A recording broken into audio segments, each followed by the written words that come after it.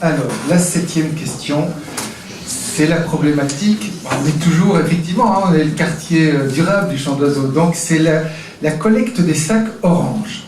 Alors, je ne sais pas qui d'entre vous connaît les sacs orange. Il n'y en a pas les masses. On voit. Bravo, vous voyez, on a un public de choix. Alors, en fait, depuis le 1er janvier 2017, Bruxelles Propreté collecte des sacs oranges dans lesquels les habitants peuvent jeter les déchets organiques. Ces déchets sont alors transportés vers Ypres pour biométhanisation. Donc c'est la transformation en méthane et en CO2. Même si Woluwe-Saint-Pierre a été une des 9 communes pilotes en 2016, les sacs oranges restent assez rares malgré tout, bien qu'ici il y ait une grosse proportion de ceux qui peut-être les connaissent ou les utilisent. Les sacs oranges donc restent assez rares dans la plupart des rues le jour du ramassage. Le coût de ces collectes, d'environ 400 tonnes par mois sur l'ensemble de la région bruxelloise, a été estimé à 3,6 millions d'euros. Sachant que l'alternative de compostage est nettement moins coûteuse et réduit fortement les émissions de gaz à effet de serre, quelle est donc votre position par rapport à ces sacs oranges? Est-ce qu'on les maintient ou surtout est-ce qu'on les remplace par du compostage? Donc concrètement, comptez-vous augmenter le soutien de la commune par rapport au compost de quartier?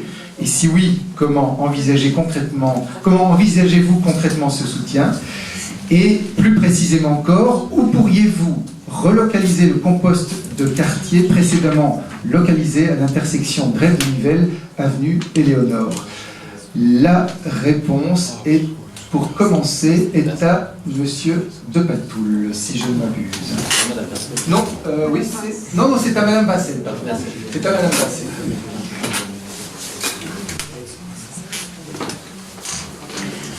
Mais pour nous, il n'y a pas d'incompatibilité en fait entre les sacs orange et le compostage. En tout cas, on continuera à soutenir les initiatives de compostage parce qu'elles nous paraissent s'inscrire dans un ensemble écosystémique global de quartier durable. En parallèle, on est pour effectivement la collecte des sacs orange parce que pour nous, l'effort doit être collectif et s'inscrire, je dirais, tous azimuts. Donc voilà. Et par rapport au déménagement donc, du compost, là, je vous ai parlé donc, du conseil, du quartier Champ Durable. Nous, on a l'impression en fait qu'on demandait à la commune de choisir le lieu de l'emplacement entre nouveaux composts. Ben là, ce que j'ai envie de dire, c'est qu'on serait plutôt ouvert à une proposition qui émanerait du quartier durable, sachant qu'il faut tenir compte donc, de l'accord des riverains. Donc, ne certainement pas imposer un lieu qui n'aurait pas l'assentiment des riverains, par exemple, près des immeubles et trimaux. Je pense qu'il y a quand même des terrains non bâtis et qu'on pourrait éventuellement avoir une convention d'utilisation des terrains non bâtis pour l'emplacement du compost. Et j'ai même entendu dire, on m'a murmuré à l'oreille qu'il y avait des personnes qui possédaient un jardin dans lequel ils seraient d'accord d'héberger ce compost. Donc, bravo, voilà. Merci beaucoup. Et pour quand vous initieriez ce dialogue sur le compost et en espérant le clôturer? Le dialogue sur le compost, il est inhérent à la place qu'on veut donner, on va dire, aux différents comités de quartier. Je pense qu'il faut installer chaque comité de quartier et qu'en tout cas, le dialogue avec le quartier Champ d'Oiseau devrait être immédiat, comme avec chacun des comités de quartier. Mais vous savez, ce sont vraiment des questions pièges. Franchement, c'est pas chouette de devoir prendre des promesses qu'on n'est pas capable de tenir après. Ce sont les règles du jeu qu'on vous avait signalées, donc voilà. Ok, dans les 6 mois, voilà. Monsieur De Patoul, merci beaucoup. Donc il n'y a pas d'incompatibilité entre les deux, il faut faire les deux, les sacs orange et le compost. Il faut en fait multiplier les opportunités. Donc ça, c'est clair qu'on est favorable au développement des deux, parce qu'il vaut mieux avoir des sacs orange que de voir ces déchets être mis dans les sacs blancs. Donc ça me paraît important. Les sacs orange, c'est un problème régional, c'est géré par la région, donc c'est un marché public de la région, on ne va pas rentrer dans cette question-là ici. Ce qui concerne tout à fait la commune, c'est le problème des composts. Alors c'est vrai qu'il y a eu une pratique constante d'essayer de négocier avec les propriétaires de terrains non construits pour pouvoir, en fait, entre guillemets, utiliser ces terrains, avoir la disposition des terrains, soit pour mettre des plaines de jeu, soit pour pouvoir mettre plaines de jeu, compost ou autre. Et donc, je pense qu'il faut travailler avec le quartier, voir aussi ce que le quartier peut proposer comme lieu. La commune peut négocier parce qu'en réalité, on peut aussi fournir un service à ses propriétaires, puisque leur propriété est entretenue, mais il faut être correct. Et c'est ce qui s'est passé maintenant, justement, au carrefour Éléonore de Nivelles. Si le propriétaire veut récupérer son terrain, la correction est évidemment de rendre sans discussion le terrain au propriétaire. C'est ce qui s'est passé. Et donc, effectivement, il faut retrouver un endroit. L'idéal, mais c'est probablement un peu compliqué, serait de négocier avec la copropriété et Trimo, ça fait beaucoup de monde, mais c'est effectivement un très bel espace qui pourrait en plus être un peu plus vivant que ce qu'il est aujourd'hui. Et ce serait possible dans quel délai selon vous? Alors, la négociation, on peut la commencer tout de suite. L'aboutissement, ça dépend aussi de l'interlocuteur. Et donc là, c'est autre chose. Très bien. Merci beaucoup, monsieur de Patoul. Madame Loire.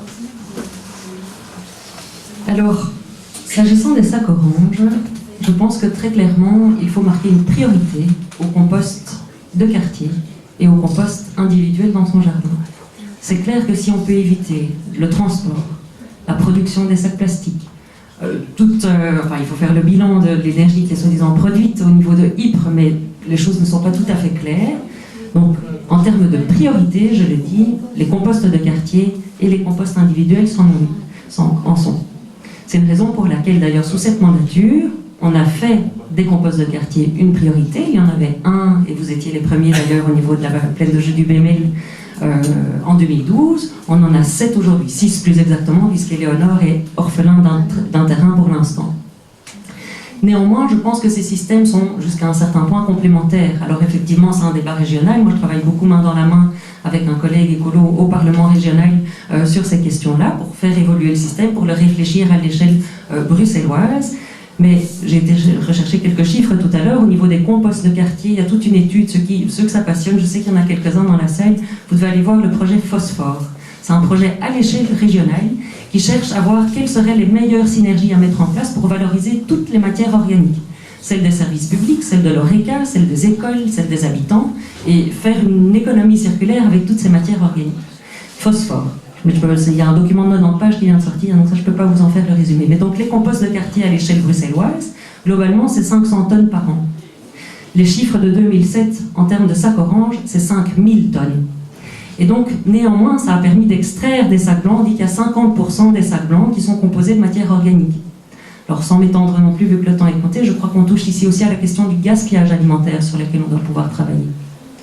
Voilà, et donc vous l'aurez compris, ma priorité est au déploiement des composts de quartier. Sous la prochaine mandature, j'entends pouvoir renforcer tout ce qui est compostage individuel. On ne l'a pas fort fait ces dernières années, donc il y a tout des... Concrètement, comment? Et alors, concrètement... Pardon? Concrètement, comment il y a par exemple certaines communes qui ont lancé des achats groupés de fûts avec des formations à l'appui. Pour peu qu'on suivait la formation, on pouvait acheter un fût. Ça se fait à Oderghem notamment. D'accord. Voilà, donc ça c'est par rapport aux priorités pour pouvoir composter au maximum. Ceux qui sont intéressés par les composts de quartier peuvent aller à OpenML le 30 septembre à l'occasion de la journée internationale du compost entre 10h et 18h. Très concrètement aussi, s'agissant du compost Éléonore, ça fait 1 an qu'il est orphelin d'un terrain, je le regrette. L'idée de base c'était de pouvoir garder une synergie avec la plaine de jeu. Je ne vais pas faire tout l'historique des 2 terrains là-bas, mais on a espéré très fort à un moment autour de Noël pouvoir racheter avec Bruxelles Environnement ces 2 terrains, pouvoir maintenir des installations tant de la plaine de jeu que du compost. Dans un deuxième temps, on a exploré avec des habitants d'ailleurs qui sont les mains dans le pas dans le camping, dans le compost, au niveau d'Éléonore. On a exploré différentes pistes. Il y a un petit terrain sur 4 léas palmiers avec un banc qu'on a espéré pouvoir investiguer pour le compost, mais il a été vendu entre-temps. C'était une parcelle privée. Donc je crois qu'il y a des pistes à explorer.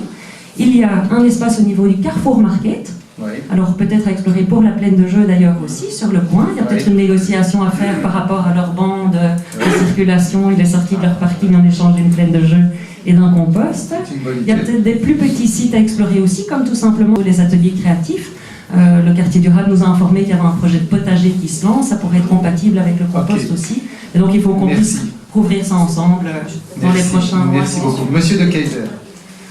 Oui, rapidement, pour éviter les redites, moi également, priorité au compost, avec comme proposition également celle du Carrefour Express, avec lequel on est en négociation pour les entrées et sorties. Donc, dans le cas de la rénovation de la Drève de Nivelles, je crois que c'est quelque chose qu'on pourrait obtenir. Je parle des entrées et sorties, mais peut-être aussi réfléchir à un réménagement du parking avec une exonération de la taxe parking, en échange de quoi le Carrefour Express nous mettrait à sa disposition une partie du terrain pour pouvoir y réaménager la plaine de jeu qui est stockée au magasin communal. On l'a conservée, on n'a pas voulu la replacer ailleurs parce qu'on la gardait pour le quartier du Champ d'Oiseau. Et donc, si la négociation avec le Carrefour Express peut aboutir avec cette formule d'exonération, nous pourrions y replacer la plaine de jeu et le compost. À défaut, une autre solution est le terrain en bas de l'avenue Mosting, Bemel, c'est au bas de l'avenue Mosting. Là, il y a un terrain, on pourrait prendre un contact avec les propriétaires, puisqu'on voit qu'il n'est pas occupé depuis de très nombreuses années, il n'est pas bien entretenu en plus. Ce serait l'occasion d'y faire un petit aménagement temporaire. Et puis, il y a également comme troisième solution les copropriétés dont on a déjà parlé. Je voudrais juste rajouter une chose. Pourquoi la priorité du compost par rapport au sac orange? C'est aussi pour des raisons de propreté. Parce que nous avons des soucis, vous l'avez déjà remarqué, avec les renards qui ont tendance à déchirer ces poubelles. Alors, quand vous utilisez un contenant dur, là, il n'y a pas de problème. Mais ceux qui utilisent des sacs en plastique, ça pose un véritable problème de propreté. Et donc, je préfère, outre les raisons qui ont été évoquées par Caroline Noir, qu'on choisisse soit le contenant dur, soit le compost, pour éviter ces problèmes de propreté qui sont récurrents à cause des renards et pour lesquels, on peut en parler plus tard, on prend également des mesures. Dans quel délai vous pensez pouvoir terminer les négociations, trouver les solutions que vous proposez? À la grosse louche. Je crois que c'est dans l'année. Pourquoi? Parce que j'espère que la rénovation de la Drève de Nivelles va se faire dans l'année, et dans ce cadre-là, et avec l'exonération de la taxe, je pense qu'on a deux armes vis-à-vis du Carrefour Express, et c'est pas simple, pour pouvoir agir, et donc à la fois au niveau de la plaine de jeu et du compost. Je vous rassure, on n'est pas là pour lyncher ceux qui ne respecteraient pas les délais, mais juste pour qu'on ait des engagements par rapport auxquels on pourra effectivement suivre ce qui se fait ou ne se fait pas. Merci beaucoup. Madame Bertrand, pour terminer. Voilà, moi je crois que c'est fondamental d'éduquer nos citoyens, de les informer, de les encourager. Je pense qu'il ne faut pas éliminer les sacs oranges parce que le risque c'est qu'on va retrouver toute une série de ces déchets dans les sacs blancs et que ça c'est du gâchis. Mais qu'en expliquant les conséquences, on verra de plus en plus de gens, et ceux qui le peuvent, qui vont composter. Alors tout le monde n'a pas la possibilité d'avoir un compost individuel, mais il y a certainement moyen d'encourager et ils iront vers ça. Alors je regrette évidemment la perte du compost du quartier Éléonore et puis de sa plaine de jeu. Je pense que là la commune a commis une erreur, n'a pas été assez rapide, ce terrain a été vendu, il fallait le racheter et il fallait sécuriser la plaine de jeu. Donc ça c'est vraiment dommage. Mes prédécesseurs, et je le dis aisément parce que je n'ai aucun mérite, c'était eux qui avaient d'ailleurs prévu, qui avaient négocié, qui avaient inauguré cette plaine de jeu et qui avaient prévu le compost à cet endroit. Donc vous voyez qu'on est tout à fait favorable et en faveur de ces composts. Je ne sais pas vous répondre quant à l'emplacement. Je pense que là je rejoins un de mes collègues de table qui, à défaut d'être collègue, à tout le moins, qui au conseil communal, c'est vrai, co-conseiller communal, pour dire que les initiatives peuvent venir, les propositions peuvent venir du quartier, mais je suis incapable de vous donner un délai puisque je ne suis pas à la manœuvre, je ne suis pas dans les négociations aujourd'hui, mais évidemment, dès qu'il y a un terrain qui est possible, bien nous ferons tout pour que ça se réalise. Très bien, merci à tous les cinq pour vos réponses claires, certains étant plus pour un mix sac orange compost, d'autres étant plus volontaires par rapport au compost, on l'a compris. Merci beaucoup.